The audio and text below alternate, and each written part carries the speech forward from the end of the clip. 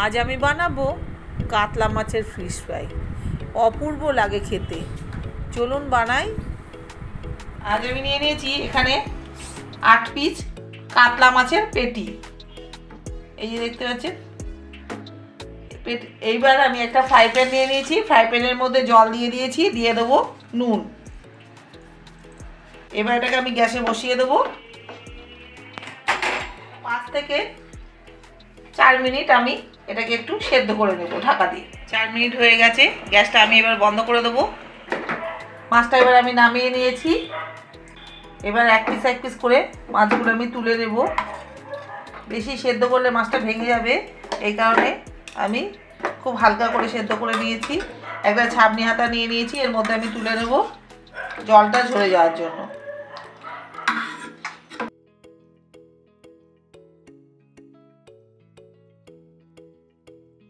এবার 3 মিনিট মতো আমি রেখে দেবো জলটা ঝরার জন্য। জলটা ঝরে গেছে, এবার আমি মাছগুলোকে নামিয়ে নেব একটা প্লেটে। এই যে মাছের গায়ে যে তেলগুলো আছে এগুলো আমি তুলে ফেলে দেবো।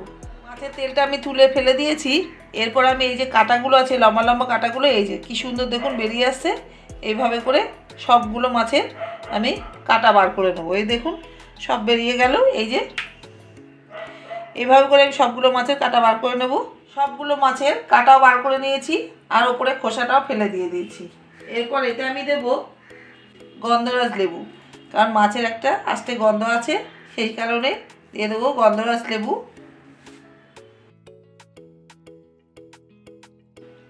লেবুটা দিয়ে একটু মাছটা মাখিয়ে নেব।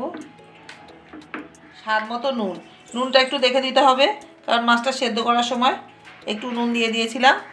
এরপর দিয়ে দেবো 1/2 চামচ গোলমরিচের গুঁড়ো, 1/2 চামচ চাট মশলা, দিয়ে দেবো 1 চামচ কাঁচা লঙ্কা বাটা, 1/2 চামচ আদা বাটা, 1 চামচ ধনে পাতা বাটা, দিয়ে দেবো 1/2 চামচ রসুন বাটা। সব কিছু দিয়ে ভালো করে আমি মাখাবো মাছটাকে। মাখানো হয়ে গেছে, 5 মিনিট রেস্টে রেখে দেবো। এখানে আমি 3টে ডিম ফাটিয়ে নিয়েছি, একটু নুন দিয়ে ভালো করে ফাটিয়ে নিয়েছি। আর এখানে নিয়ে নিয়েছি আমি বিস্কুটের গুঁড়ো, এর মধ্যে একটু গোলমরিচের গুঁড়ো আর নুন দিয়ে আমি একটু মেখে নিয়েছি। এবার আমি একটা করে মাছ এই ডিমে চোবাবো। ডান হাত দিয়ে চুবিয়ে বা হাত দিয়ে এইভাবে করে বিস্কুটের গুঁড়ো লাগাবো। আবার আমি ডিমে চোবাবো। দুটো হাত দিয়ে করলে খুব ভালো হয়, বিস্কুটের গুঁড়ো লাগাবো। আমি এটাকে 2টো কোট দিলাম। 2টো কোট দিলে ভালো হয়, খেতেও টেস্ট হয়, আর ফিশ ফ্রাইটা খুব পোক্ত হয়। এই যে দেখুন আমি এইভাবে করে তৈরি করে নিলাম। সবগুলো আমি একইভাবে তৈরি করে নেব। সবগুলোকে আমি একই রকমভাবে তৈরি করে নিয়েছি। এবার এটা আমি আধ ঘন্টা রেস্টে রেখে দেবো। আধ ঘন্টা রেস্টে রাখার পর এবার আমি চলে যাব ভাজতে। কড়াই দিয়ে দিয়েছি সাদা তেল, তেলটা গরম হয়ে গেছে। এবার আমি ফিশ ফ্রাইটা ছাড়বো। গ্যাসটা আমি একদম মিডিয়ামে করে দেবো, যেহেতু সাইজে বড় আমি একটা একটা করেই ভাজবো। উল্টে দিলাম। গ্যাসটা মিডিয়ামে করে এটা ভাজলে খুব ভালো হবে, ভেতরটা খাস্তা হবে আর কাঁচা ভাবটাও থাকবে না। আমার কাতলা মাছের ফিশ ফ্রাই একদম রেডি।